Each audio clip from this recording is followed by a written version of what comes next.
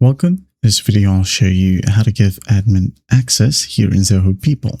Alright, so first up, you gotta log into your admin account. Now go to the top right and click on the gear icon.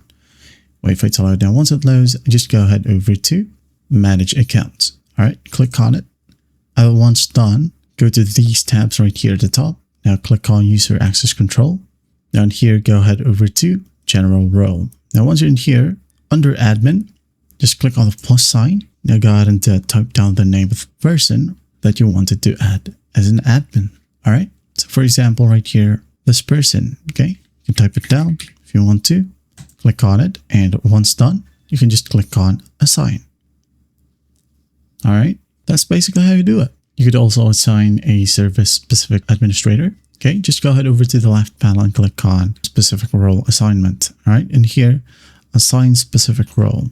Click on it, select the employee, for example, this person right here, role name, maybe data admin, okay, department, just type down any department, for example, HR, location. If you want to add an applicability for location, type down the location.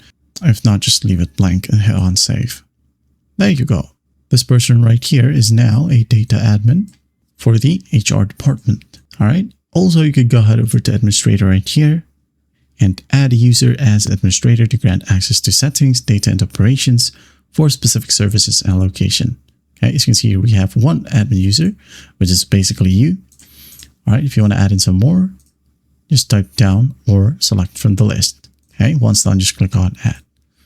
And there you have it. That is how you give admin access here in Zoho People. So I hope this video helps, and I'll see you in the next one.